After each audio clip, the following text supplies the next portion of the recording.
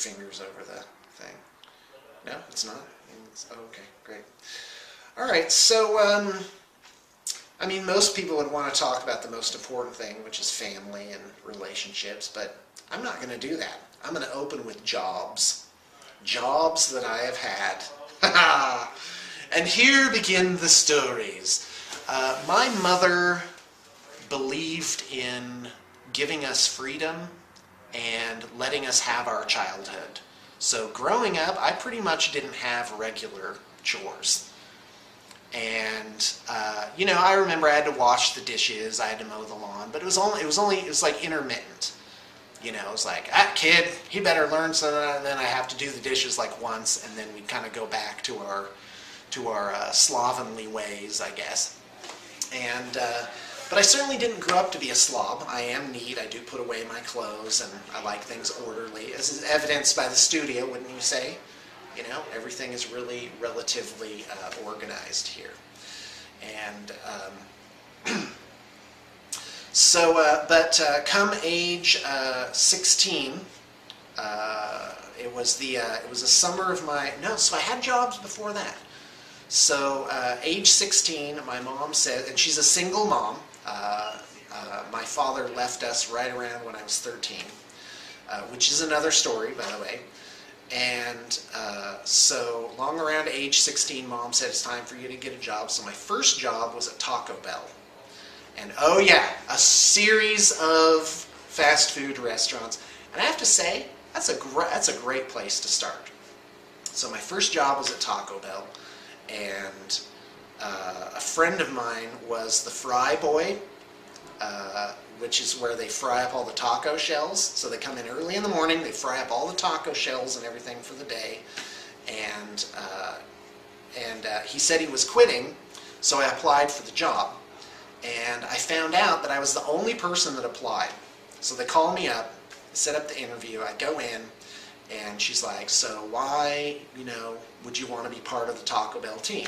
And I said, you mean besides the fact that I'm the only person that applied for the job?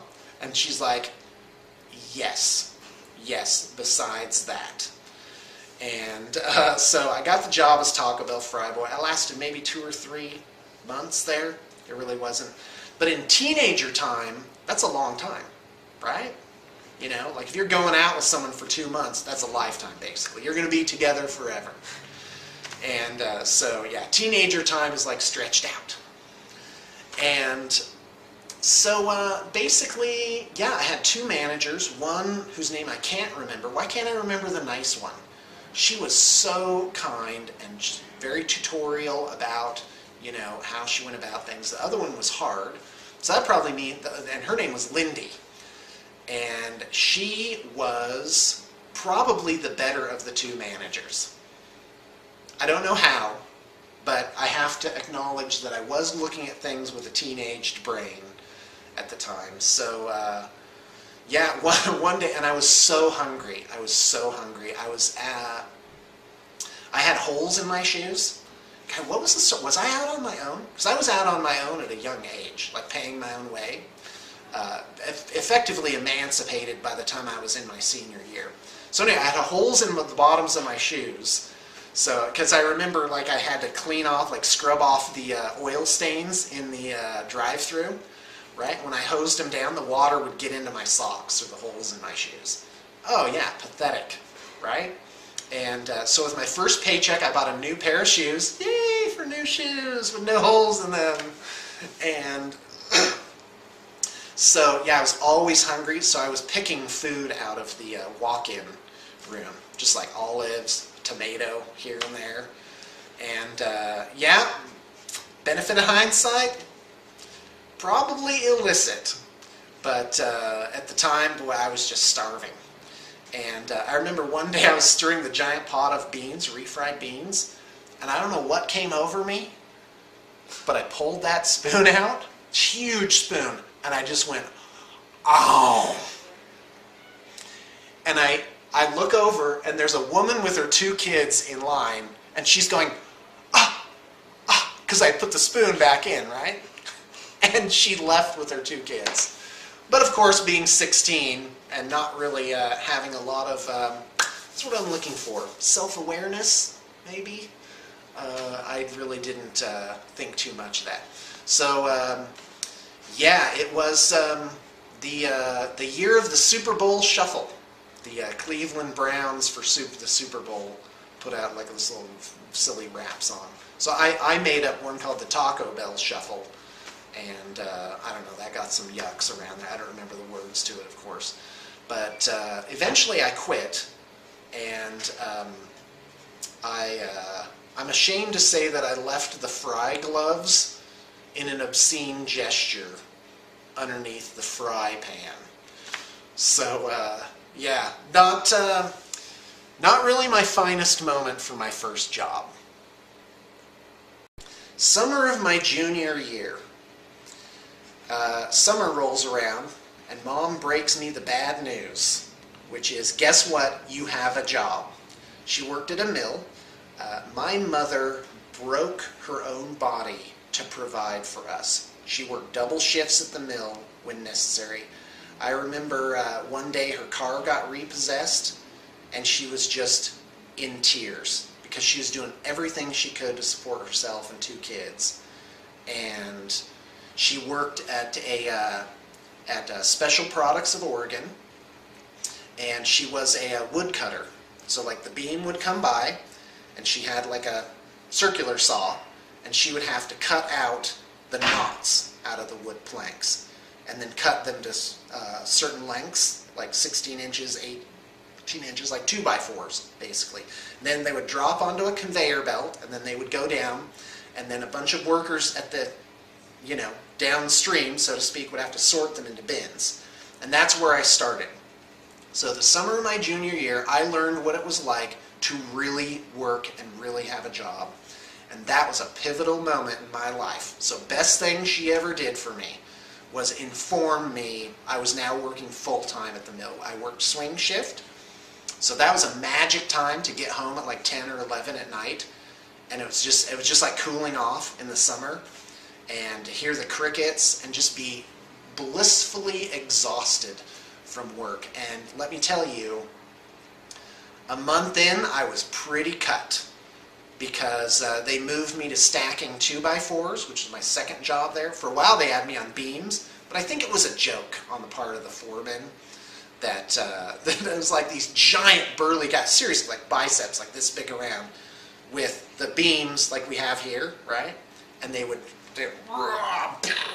stack them all day long, and I was just like, stumbling around like a cartoon character trying to get like, and then yeah, literally taking like 10 times as long to do the job. So yeah, but for the most part, I was on stacking 2x4s. I had a partner; he would do the cutting, and I would do the stacking. And yeah, age 17, I actually learned what it was like to work and hold a full-time job, and it toughened up my brain and it toughened up my body. And I remember I had a crush on a girl from church, right? And she would cut my hair, and so it's summertime. She lived like out on this farm, so there's like this willow tree. I'm in a chair, she's cutting my hair like outside. You can see over the orchards, and I remember her touching my bicep and just being, oh wow, that's really nice. And I was just in heaven, because I was too dumb to express myself, right? So I was just like, she touched my arm, fantastic. What a magic time. Yep, and I had a paycheck too. Oh, and I had another girlfriend at the time. Oh, you know what? Let's not talk about it, because that's another thing. We'll talk about all the girls. So yeah, the mill. So at the mill, that broke my mind, because I was like, you know what? I'm going to get educated so I don't have to do manual labor. Doesn't that explain a lot? That's right. That was a decision I made all those years back, where it's like, you know what? I'm going to learn how to run the show and not have to stack the boards. And and in fact, that's kind of why I went to college too, because the concept of being someone with education, with skills, and mind power. So anyway, then my mother got remarried, and she moved to Medford, but I was still going into my senior year in Ashland, and we didn't want to have me, the last year have to change high schools. So I was effectively emancipated, and for the first part of the school year, for the first part of the school year, I lived with one of Mom's boyfriends in Ashland in a trailer park where I paid $86 a month rent. And guess what?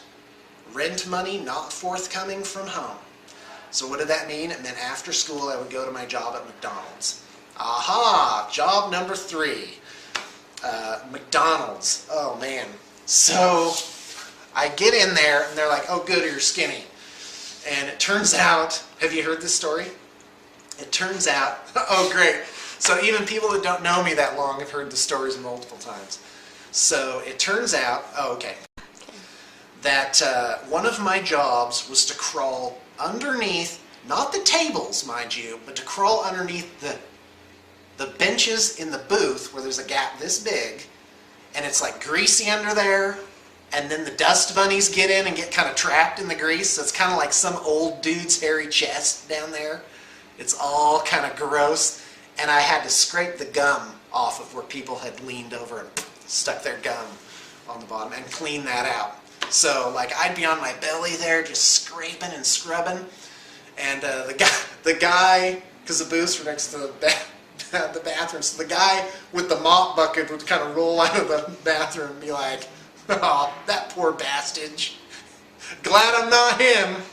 So then I graduated to burger flipping, and that was awesome. I loved flipping burgers, I have to tell you. It was and I remember sitting in the because they take you in the break room, because they hire anybody. It's a meat grinder, basically, for human beings, these fast food restaurants.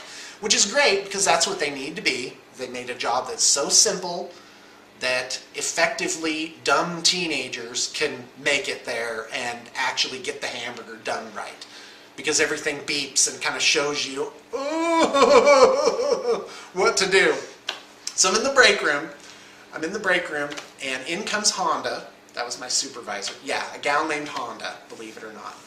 And she was so sweet. She was just so, because she was so excited about the McDonald's opportunity. And so she's like, you know, Sean, you can make McDonald's your life.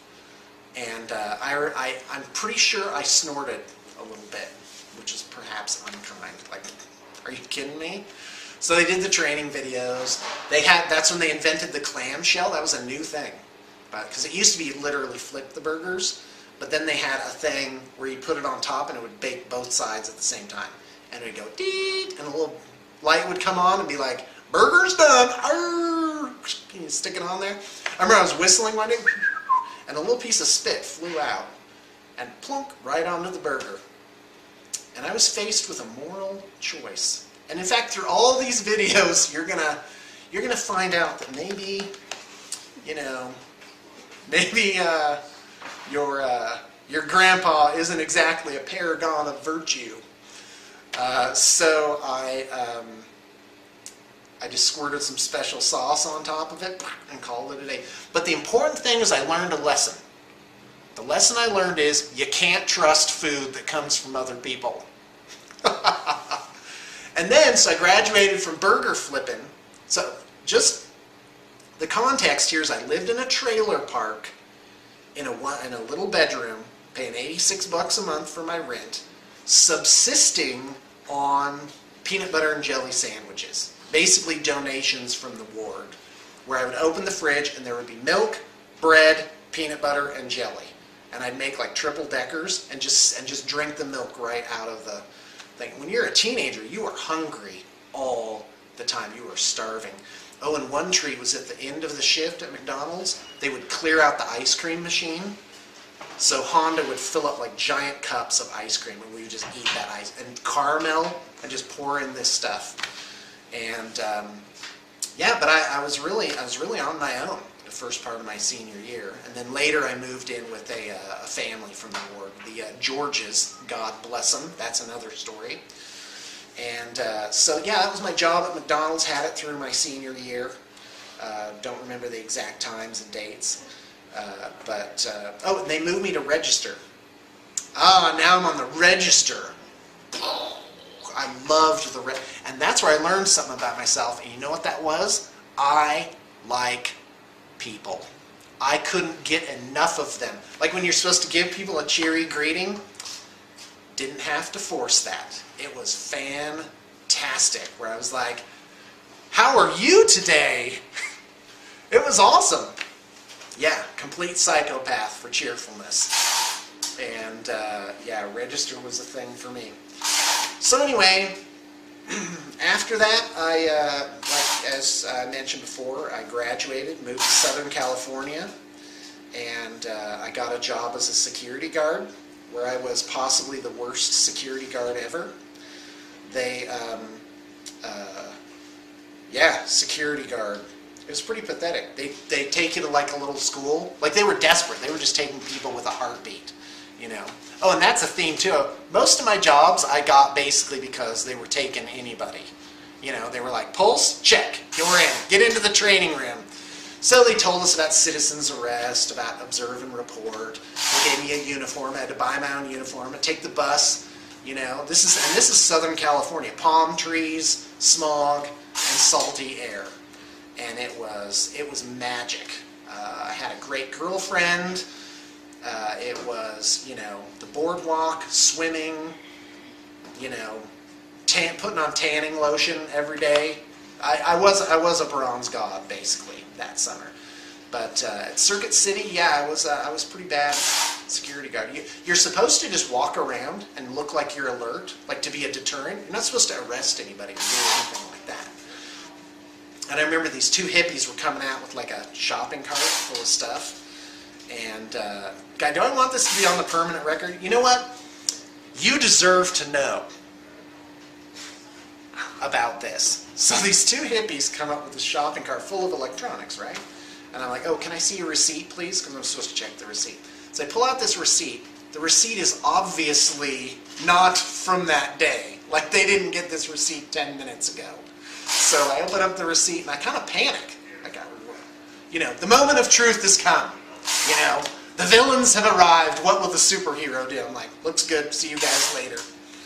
And oh, and one guy while I was looking it over was like, dude, you should run. Yep. So I guess I made their day. And yeah, actually, you know, I'm a little ashamed to tell this story. But you know what? Don't second guess yourself. Just plow on and move on to the next. Because you never know what good you did. You know? Maybe I actually did do some good wearing that uniform and kind of patrolling around. So, yeah, and I remember my grandpa really didn't want me to get that job. He was like, security guard? Because I thought that was the coolest thing. Security guard? Are you kidding me? That's probably the best thing I'm ever going to have in my life. You know? Oh, and that summer I had another job, which I would go out with my grandpa to work sites, and we were building a redwood deck. And whatever else, I don't remember other things. But I was too dumb and young and disconnected. I was 18. I had my headphones in all the time, right? Like, we'd drive out early in the morning to these work sites, and my grandpa would want to talk to me, and I'd be like, you know what, I really don't want to talk. I just want to listen to my headphones. I know, and I have to tell you, I do regret that, because that would have been a chance for me to get to know my grandpa. But, you know, an 18-year-old, they don't have, they're not thinking straight. So, but I did get to know him a little bit, you know, because I didn't have my headphones on all the time. And we did have that one experience of building that redwood deck in this ultra rich, it was in Beverly Hills. That is correct. All the, like a gated community, and we went in, and it's like a house like you wouldn't believe.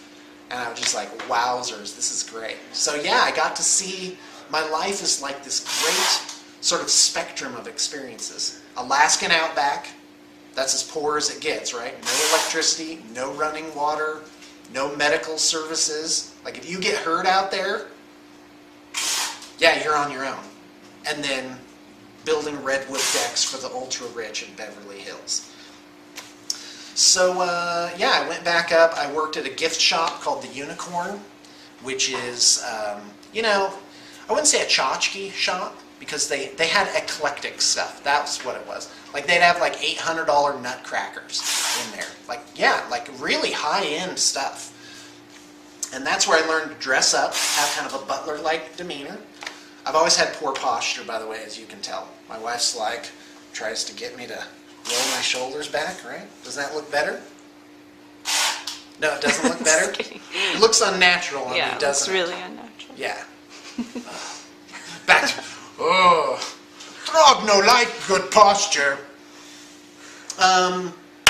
So yeah, and that was after my mission. So basically, guy, what job? No, I worked at a video shop. That was fantastic. Okay, so graduated, came back to Medford, lived with roommates. That's the job I had. Is I worked at a video store. I worked at Larson Furniture, and they had a video store like as a promotional thing to just get people into the store, and that was fantastic, magic. And that was before computers. So we did all the video rentals by hand. Can you believe that? Giant, like, road thing, and we'd physically, with a pencil on a piece of paper, write down what video they had checked out, and file it under H or whatever, right? And that's how we kept track of it. And then they had this thing called computers. And they brought the computers in, and I was like, oh, wow, this is great. And they taught us how to scan the little beepy things, you know? And it was all electronic. That was great. A little receipt would print out, and they'd have to sign it. And I was so proud of that job. And I just watched a zillion movies, all on the big VHS cassette tapes, right? And my manager, again, had a little crush on my manager. But of course I was, 19? And she was like really old, like 28 or something like that. Right? Totally out of my league. But, yeah. Don't remember. Yes, I do remember her name. Her name was Karen. Oh, yeah. Huge crush on Karen. But I was too dumb to even wear deodorant at the time. In fact, she had to come to me and be like, I don't know if you know this, but you kind of smell bad. And, well, it had to be said, right? So she did me a favor. And, yeah, so 19. But I hate to think, God, did I not wear deodorant until age 19? You know? No wonder I couldn't get a girl in high school. Pathetic. Absolutely pathetic. So, yeah, and one day she's like, you know what, you need to go down to the basement.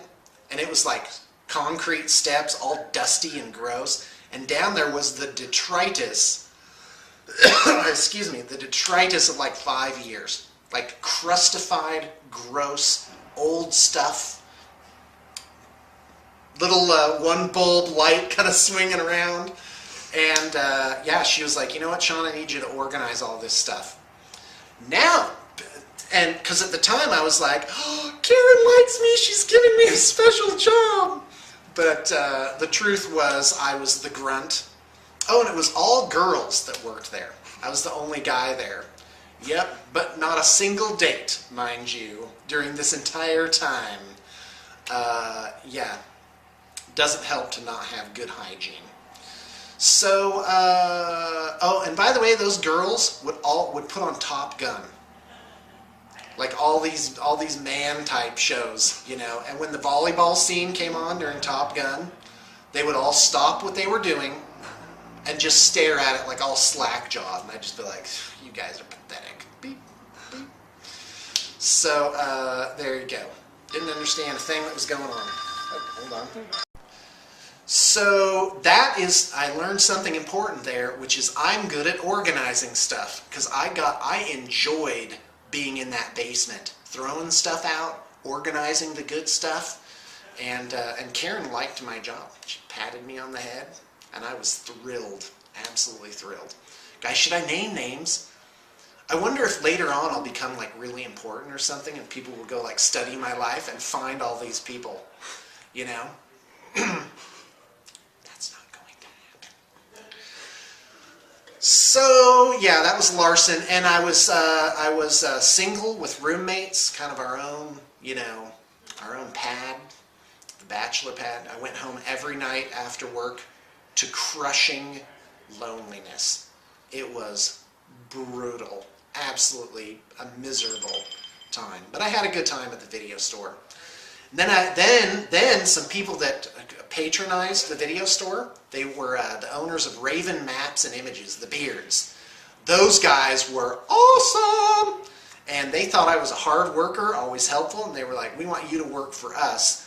and they gave me a raise. I earned $3.55 an hour at the video shop, and they gave me a starting wage of $7.10 an hour.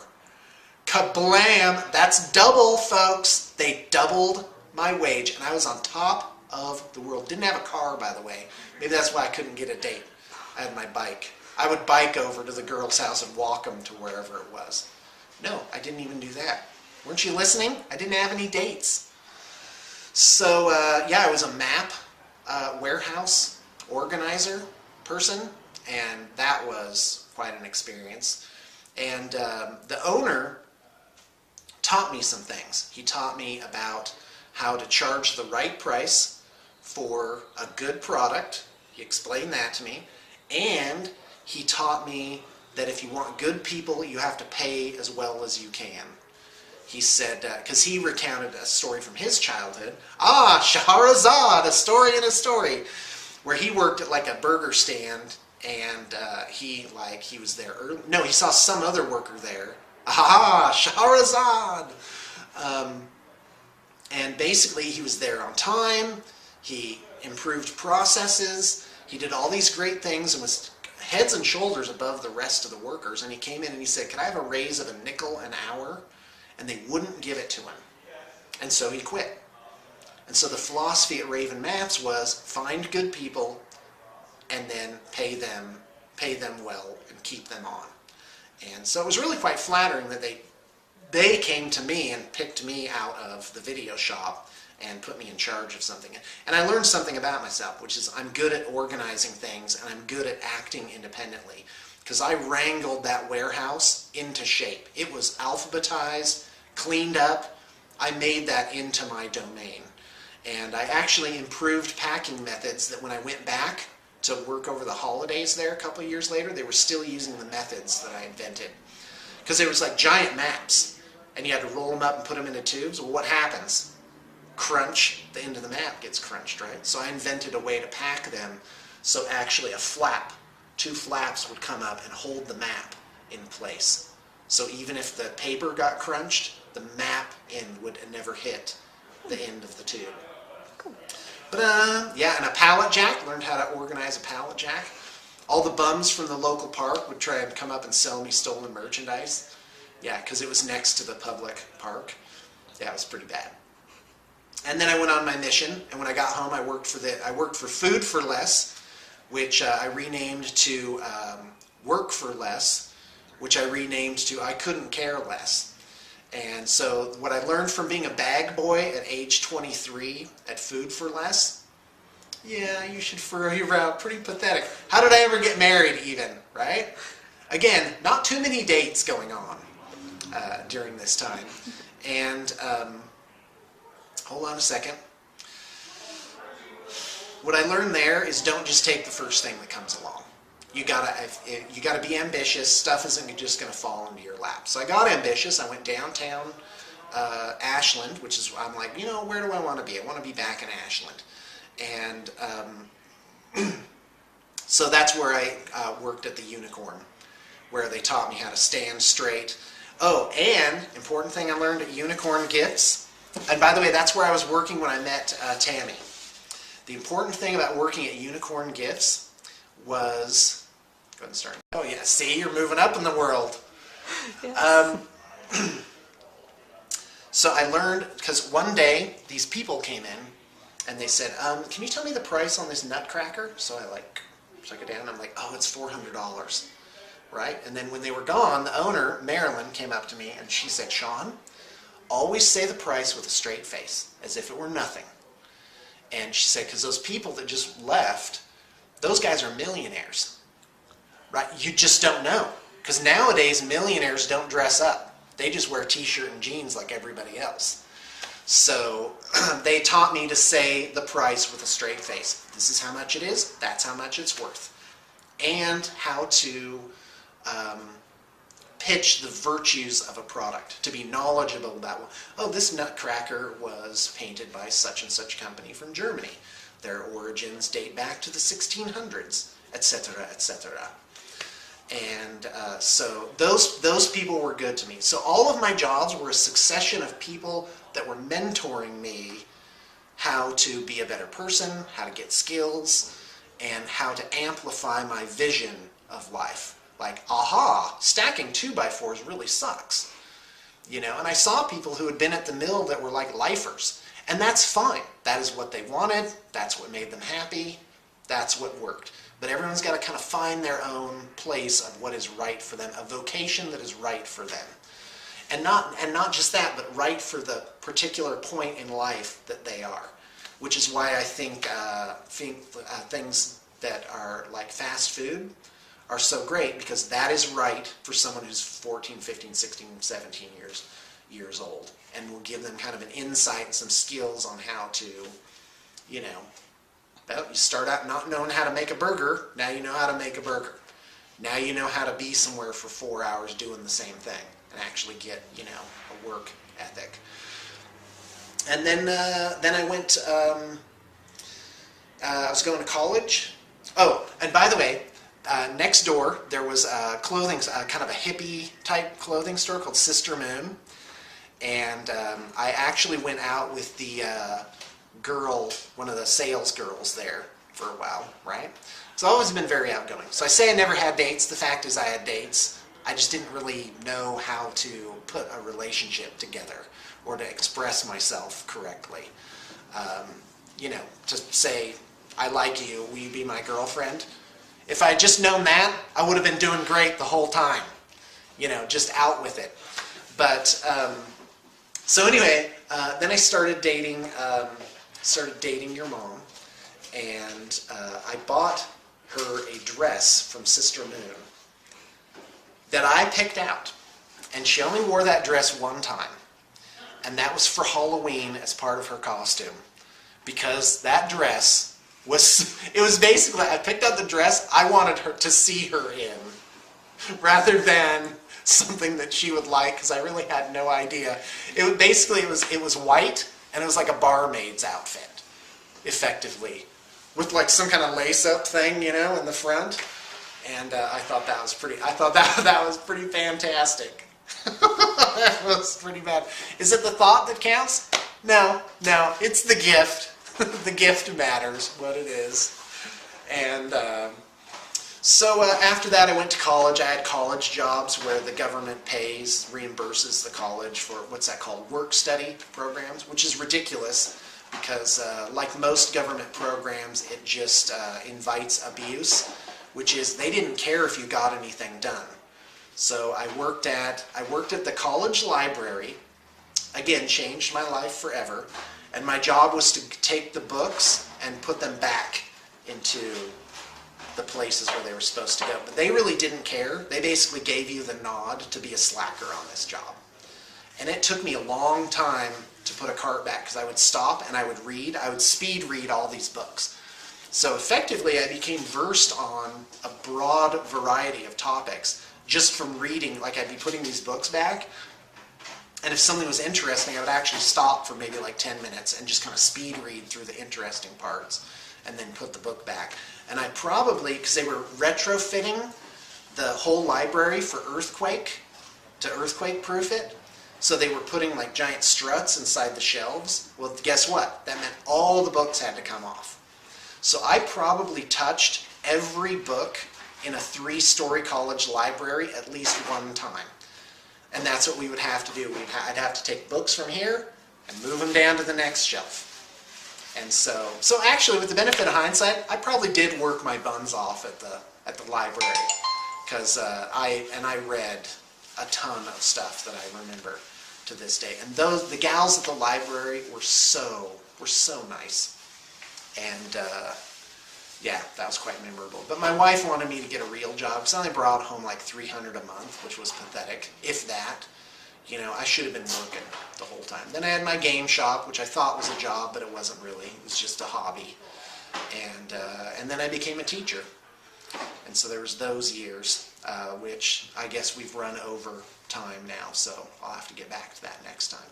So, but you're caught up. Teacher, now the painting company.